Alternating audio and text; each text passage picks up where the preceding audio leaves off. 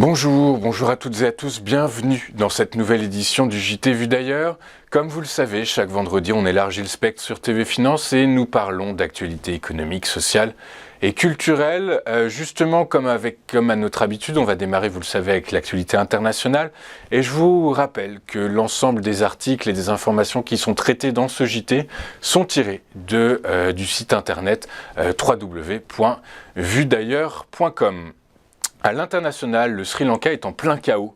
Depuis plusieurs semaines, en effet, les manifestations organisées dans le pays pour demander la démission du gouvernement ont mené à de graves affrontements avec la police ainsi qu'entre manifestants pro et anti-gouvernementaux. Résultat des courses, un couvre-feu est en vigueur sur toute l'île de 22 millions d'habitants.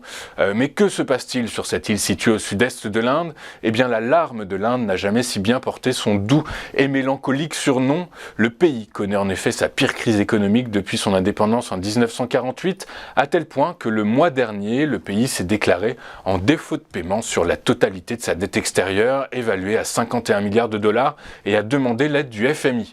Depuis 2 mois, de façon ininterrompue, de nombreux Sri Lankais descendent dans les rues pour réclamer la démission du gouvernement et le départ du Premier ministre et du Président. Les frères Gotabaya Rajapaksa et Mahinda Rajapaksa jugés responsables de cette situation chaotique par une grande partie de la population. La tension est encore montée d'un cran en ce début de semaine, avec de violents affrontements qui ont eu lieu ce lundi 9 mai entre manifestants pro et anti-gouvernementaux et qui ont fait 180 blessés et 5 morts, dont un député qui s'est suicidé après avoir tiré dans la foule. Une journée chaotique au terme de laquelle le Premier ministre a démissionné et son gouvernement a été dissous.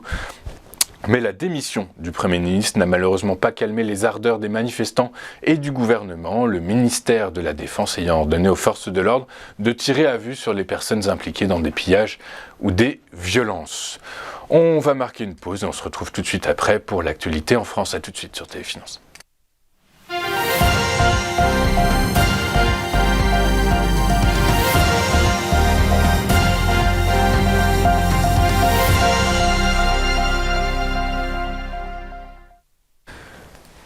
Selon un rapport annuel de la Commission nationale consultative des droits de l'homme, la CNCDH, les plaintes pour racisme sur Internet ont doublé en 1 an. Le racisme et l'antisémitisme sont très présents dans les discours haineux véhiculés sur Internet, s'inquiète la CNCDH. Cette dernière souligne les graves conséquences sur la vie des personnes touchées, d'autant plus que quand ce mécanisme devient viral et engendre plusieurs centaines de messages par jour, la violence et le déferlement des discours de haine dans l'espace virtuel confirment la place d'Internet comme média de choix pour les auteurs de tels discours, dans la mesure où il permet l'immédiateté tout en préservant un certain anonymat. Pour lutter contre la haine et le cyberharcèlement, la CNCDH appelle à créer une instance indépendante de régulation d'Internet pour prévenir la publication de propos haineux et imposer des obligations aux réseaux sociaux et plateformes. Mais la mesure la plus efficace pour s'ériger contre un tel phénomène est de porter plainte. Or, des étudiants en droit ont monté le site Dépose ta plainte, permettant de porter plainte sans se rendre physiquement devant un officier de police, notamment en cas de violence sexuelle. Le site s'adresse aussi aux victimes de haine en ligne qui peuvent hésiter à aller porter plainte au commissariat. Il propose notamment des constats d'huissier sans huissier grâce à une collaboration avec un autre prestataire, Easy Constat. On va marquer une seconde pause et on se retrouve tout de suite après. À tout de suite sur TV Finance.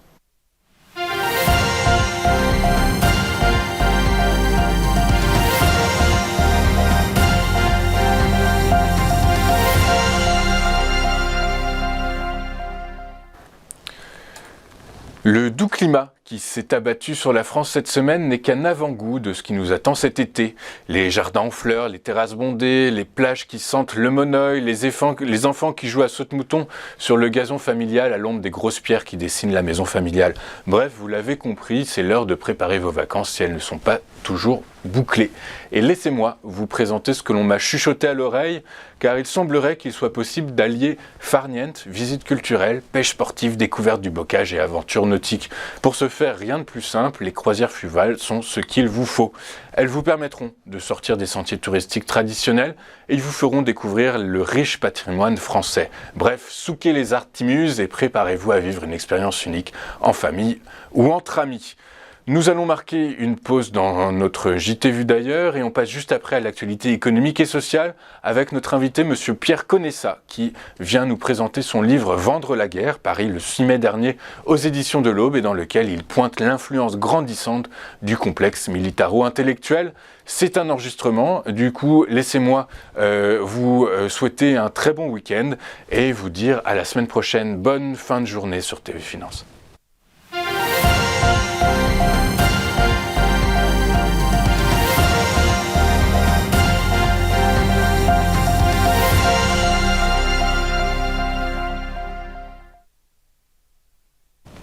Nous sommes de retour dans votre JT Vu d'ailleurs et il est désormais temps d'accueillir sur notre plateau notre invité Monsieur Pierre Conessa avec qui nous allons parler complexe militaro-intellectuel.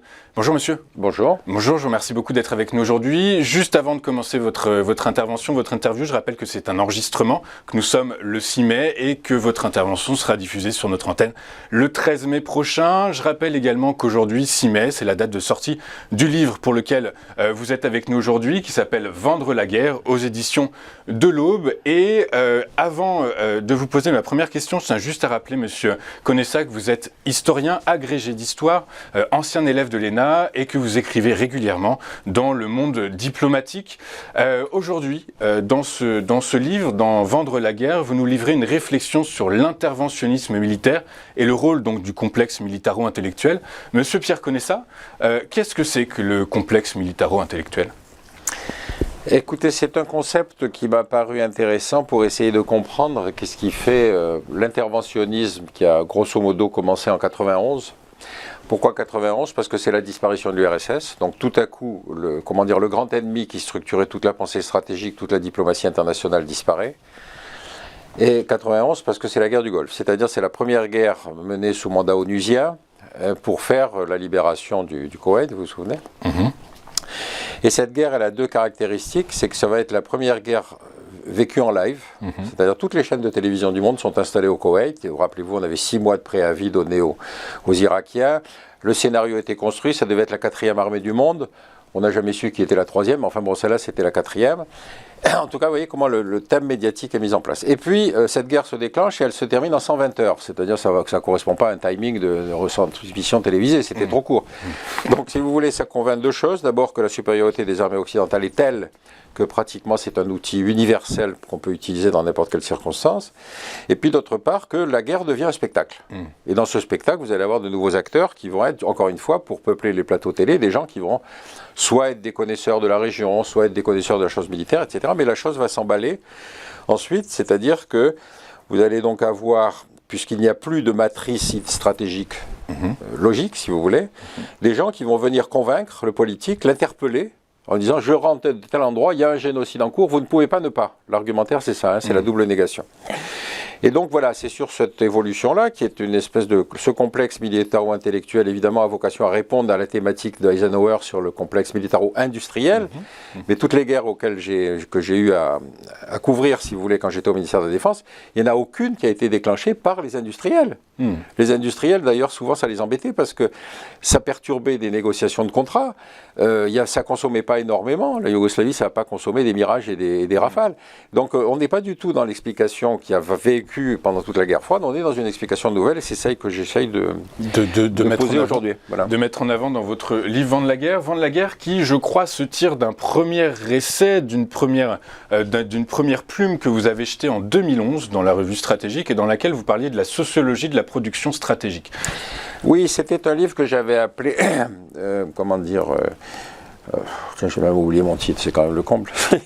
En tout cas, c'était le sujet, c'était la sociologie de la production stratégique, et c'était dans la revue Stratégique internationale. La fabrication de l'ennemi. Pour une raison assez simple, c'est que, si vous voulez, j'essayais de balayer assez large, et en revenant évidemment sur l'histoire, sur la façon dont on arrivait à faire la guerre. Alors, Pierre Desproges a une définition que je trouve excellente pour expliquer l'ennemi. Il dit l'ennemi est stupide parce qu'il croit que l'ennemi c'est nous, alors qu'en fait l'ennemi c'est lui. Et c'est vrai que ça vous démontre qu'il faut être deux pour faire une guerre. Donc chez chacun des deux, vous avez effectivement des gens qui vont convaincre que seule l'utilisation de la force est possible parce qu'il n'y a plus de champ de négociation ouvert. Bon. Donc je me suis amusé à couvrir évidemment non seulement des typologies de conflits très différents, je ne suis pas sur ce que j'ai traité dans ce dernier ouvrage, Mais vous voyez bien que par exemple dans les conflits de frontières, conflits territoriaux, vous avez le rôle des historiens, des géographes, des juristes qui vous expliquent que cette terre a toujours été française, etc., etc. Dans les guerres religieuses, vous avez évidemment les hiérarchies culturelles, les hiérarchies religieuses, etc. Donc les mécanismes sociologiques de fabrication de l'ennemi sont extrêmement différents. Dans la colonisation, si vous voulez, vous avez effectivement une espèce d'impérialisme qui s'assoit sur l'idée culturelle que nos sociétés sont supérieures aux autres et donc qu'on va leur apporter la civilisation par la guerre. Là, aujourd'hui, on est plutôt éviter la guerre en faisant la guerre. Si vous voulez, par exemple, avec les néoconservateurs américains, ils disent quand on va faire la guerre en Irak, c'est pour éviter la guerre en Israël. Vous voyez ce que je veux dire. Donc, c'est ce champ d'explication sociologique qui m'a intéressé. Et dans lequel, là, cette fois, je me concentre un peu plus sur ce qui est la transformation principale, c'est-à-dire le rôle joué par ces différentes composantes du complexe militaro-intellectuel, où vous avez effectivement des intellectuels médiatiques, des humanitaires, des journalistes, etc., etc. Et qu'est-ce qui a changé depuis 2011 ? Est-ce qu'on peut dire que dans ce que vous appelez donc les mythologistes sont donc les journalistes, les politiques, les historiens, les sociologues, les philosophes, etc., les experts en tout genre d'une certaine façon. Est-ce que dans ces mythologistes, on pourrait rajouter deux pans ? Je pense aux artistes et aux réseaux sociaux. Alors les artistes sont arrivés plus tard, parce qu'effectivement... le champ stratégique s'est tellement bouleversé que vous voyez bien que, par exemple, si on prend l'exemple de la crise en Yougoslavie, il n'y avait pas de posture particulière anti-serbe, anti-croate ou anti-bosniaque, si vous voulez. On avait des gens qui se partageaient un peu sur tout le champ parce qu'il y avait une vieille tradition de relations entre la France et la Serbie, parce qu'il y avait des relations particulières avec les Bosniaques, enfin bref. L'apparition, si vous voulez, de ces vedettes du Star System, c'est plus tardif et c'est plutôt autour de crises humanitaires. C'est plutôt autour de ça que se fait la mobilisation. Mais c'est vrai qu'aujourd'hui, c'est une des composantes. Ils ne sont pas acteurs, ils participent, si vous voulez, mais pas plus. Est-ce qu'ils sont décisionnaires d'une certaine façon ? Non, ils ne sont pas décisionnaires. Non, ils ne sont pas décisionnaires. Ils viennent apporter la caution morale et publique, si vous voulez. La caution morale. Pourtant, alors en off, vous me parliez de M. Sarkozy, le président de la République, M. Sarkozy, et de M. Bernard-Henri Lavie, BHL. Ouais. Et vous disiez plus ou moins que, d'une certaine façon, BHL avait soufflé à l'oreille de Sarkozy que potentiellement une guerre en Libye, ça pourrait avoir du sens. BHL est un peu le prototype de ce complexe militaro-intellectuel. Première différence essentielle, à la différence de Régis Debray ou de Malraux, il n'est jamais allé faire la guerre. Il se contente d'y envoyer des militaires français quand même. Bon, ça c'est un premier point. Deuxième caractéristique, il va expliquer qu'il arrive, si vous voulez, de Libye, qu'il est allé là-bas, qu'il a vu les massacres, qu'il a découvert un nouveau Massoud. Donc vous voyez la référence avec l'Afghanistan. Je vous ai déjà donné la solution pour l'Afghanistan, je vais vous donner la solution pour la Libye. Que l'Afghanistan soit aujourd'hui dans une espèce de pagaille immonde, ce n'est pas son problème. Troisième caractéristique, BHL est ce que j'ai appelé un intellectuel téphale, c'est-à-dire c'est un intellectuel sur lequel aucune critique n'accroche. Bon. Donc, vous avez là le cas de quelqu'un qui va convaincre un président de la République qu'il faut aller faire la guerre contre Kadhafi. J'étais récemment sur un plateau télé à côté d'un militaire qui était ancien chef d'état-major de l'armée de l'air pendant la guerre en Libye. Ouais, donc il connaît le sujet. Pardon ? Il connaît le sujet. Donc. Il connaissait d'autant plus le sujet qu'il avait fait la guerre contre les Libyens pour la bande d'Aouzou. Bon. Et il m'a raconté son premier entretien avec BHL. Il m'a dit, mais ce type est fou. Il m'explique comment il faut faire la guerre. Bon. Mais lui, il était obéissant, donc si vous voulez, il a fait ce qu'il fallait. Mais c'est pour dire que vous voyez bien que le mécanisme s'est complètement inversé. C'est-à-dire Sarkozy se disait, en termes de politique intérieure, qu'est-ce que je gagne si je fais cette guerre ? BHL, il trouvait sa notoriété, et les militaires étaient obéissants, ils y vont. Mais par nature, les militaires, depuis 1991, ont été sollicités pour des missions qui n'ont plus grand-chose à voir avec la guerre. Interposition à Sarajevo, opération militaire humanitaire à Timor, enfin, opération humanitaire en Somalie. Et donc, si vous voulez, le mécanisme, c'est détraqué. Le mécanisme, c'est détraqué. Finalement, d'une certaine façon, j'ai quand même un peu l'impression que vous critiquez, c'est un peu une critique du monde intellectuel français, votre livre.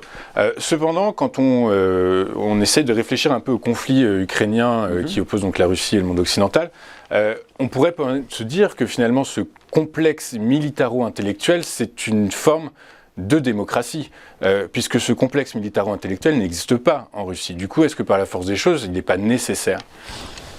Oui, mais si vous voulez, pendant longtemps, on a considéré dans les analyses stratégiques qu'une démocratie c'était pacifiste et une dictature c'était belliciste.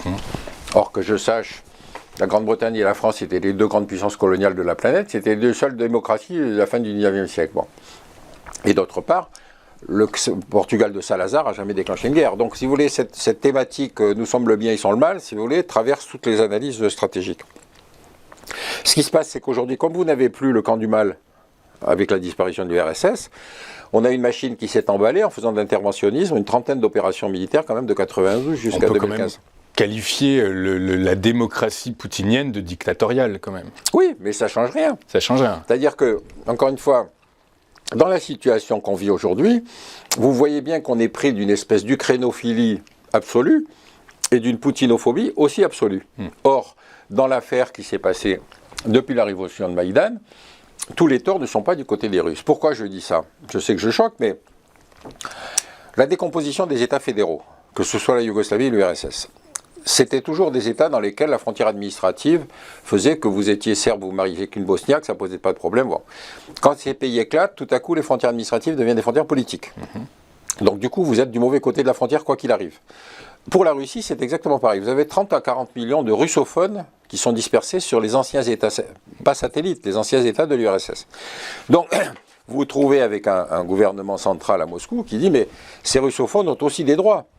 Donc, si vous avez effectivement un gouvernement local qui refuse de leur reconnaître un minimum de droits, ce qui s'est fait dans un certain nombre de pays baltes et qui ne s'est pas fait en Ukraine, vous êtes obligé de partager, de considérer qu'il y a du tort des deux côtés. Il y a eu 2 accords de Minsk, pilotés par la France et l'Allemagne, pour que justement essayer de trouver des moyens de conciliation entre les russophones du Donbass et Kiev. Et en fait, il faut bien reconnaître que s'il y a eu 14 000 morts à la ligne frontière, c'est pas que des Ukrainiens. Donc il y a bien eu une volonté politique de Kiev et de l'autre côté de continuer la guerre alors que les accords étaient censés pouvoir l'empêcher. C'est censé s'appliquer d'une certaine façon. Donc est-ce qu'on finalement on peut pas dire que Poutine s'est assis sur les accords de Minsk? Ah, c'est pas lui. C'est plutôt Kiev. Oui, mais c'est ce qu'on entend justement dans les analyses aujourd'hui qui sont faites. On dit que les Russes sont revenus sur leurs paroles d'une certaine façon. Non, parce que si vous voulez, enfin, pour avoir fait de la fonction internationale, je veux dire, c'est un monde de menteurs. Il ne faut pas exagérer. Vous savez bien que c'est toujours le bien et les autres sont le mal. Enfin, je vous prends cet exemple de 1948, quand on fait la Convention internationale des droits de l'homme, les 5 membres permanents du Conseil de sécurité. C'est les États-Unis qui sont racistes et ségrégationnistes, c'est l'URSS de Staline, c'est la France et la Grande-Bretagne qui sont les 2 grandes puissances coloniales de la planète, et c'est la Chine de Chiang Kai-shek. Bon, alors dans le genre, faites ce que je dis, faites pas ce que je fais, c'est quand même ça la règle. Pour le. C'est vrai, c'est vrai. Et donc, qu'on est aujourd'hui, si vous voulez, par exemple, vous avez aujourd'hui aux États-Unis 2 tendances qui pilotent la politique internationale, qui sont néoconservateurs, partant de l'idée que la suprématie des États-Unis sont la garantie de la paix sur le monde, donc y compris en faisant la guerre pour empêcher la guerre. C'est le scénario irakien quand même. L'autre tendance, c'est les néo-évangéliques. Les néo-évangéliques, qui sont la frange dure du protestantisme américain, qu'on n'analyse pas comme des radicalismes, et pourtant c'est des radicaux. C'est-à-dire des types qui pensent, par exemple, quand on fait la guerre en Irak. De France, on les considère comme des radicaux. Quand on a vu que Trump les faisait, qu'ils avaient l'oreille, que Trump avait leur oreille, qu'ils ont l'oreille, qu'ils avaient l'oreille de Trump pendant ses 4 années au pouvoir, on a considéré, c'était un peu pas l'équivalent des faucons de Bush Junior, mais... Oui, mais si vous voulez, moi ce qui m'intéresse, c'est de faire du comparatif. Bien avant Trump, vous avez l'intervention en Irak. L'intervention en Irak, rappelez-vous, elle est déclenchée parce que on va expliquer que le discours des armes de destruction massive en Irak, cachées dans le Cameroun. Oui, mais attendez, on sort de l'affaire Khashoggi. Ah oui. George Bush fait en janvier 2002, on sort du 11 septembre, pardon. En janvier 2002, George Bush fait un discours disant l'axe du mal, c'est l'Irak, l'Iran et la Corée du Nord. Vous voyez la tête des Nord-Coréens quand ils ont appris qu'il était responsable du 11 septembre. Rien contre l'Arabie Saoudite. Bon, vous avez donc du côté de la décision stratégique américaine des forces politiques qui sont extrêmement puissantes au point de dénaturer la réalité d'une manière absolument effrayante. Deuxième remarque sur les néo-évangéliques, quand Bush fils décide quand Bush père décide la guerre en Irak, vous avez effectivement les néoconservateurs, ça je vous l'ai dit, armes de destruction massive, mais vous avez aussi les néo-évangéliques. Et eux, ils partent d'un postulat totalement théologique. C'est-à-dire qu'ils disent la destruction de l'Irak doit permettre la constitution du Grand Israël, comme le décrit la Bible, et le Grand Israël est l'étape nécessaire au retour du Messie. Bon. La démarche est totalement théologique, elle n'a rien à voir avec la réalité. Alors, ce qui est très rigolo, c'est qu'évidemment, les grands amis de Netanyahou, c'était les néo-évangéliques américains qui étaient effectivement sur une même logique que lui, c'est-à-dire l'extension d'Israël, etc. Bon. Mais Il y a une anecdote qui est assez comique, parce que vous savez que pour les Juifs, donc le Messie n'est jamais venu, et pour les chrétiens, il est déjà venu une fois. Donc un beau jour, pour se arrêter une discussion qui devait un peu tourner en autre Bouddha, si vous voulez, Netanyahu s'en est sorti en disant, écoutez, le jour où le Messie arrivera, on lui posera une seule question. Est-ce que c'est la première fois ou est-ce que c'est la deuxième fois que tu viens ? Vous voyez ce que je veux dire ? Oui. Donc on est sur quelque chose dont les motivations ne sont pas du domaine de la rationalité toujours, elles sont parfois du domaine du culturel, du religieux, etc. Et donc, quand j'écrivais ce bouquin sur la fabrication d'ennemis, c'était parce que chacune de ces décisions trouvait dans le système sociologique de décisions stratégiques des motivations qui peuvent être tout à fait différentes du complexe militaro-industriel, si vous voulez. Ok. Merci d'avoir été avec nous aujourd'hui, Pierre Conessa. Je rappelle que vous êtes venu aujourd'hui sur notre plateau pour présenter votre livre « Vendre la guerre » aux éditions de l'Aube, et que, effectivement, c'est un livre extrêmement intéressant. J'aurais bien aimé vous poser la question aussi sur la catastrophica que vous mettez en avant. Oui, c'est vrai.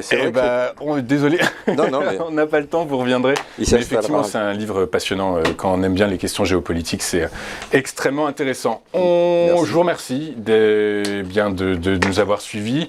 Je vous souhaite une excellente journée et je vous dis à la semaine prochaine. Au revoir.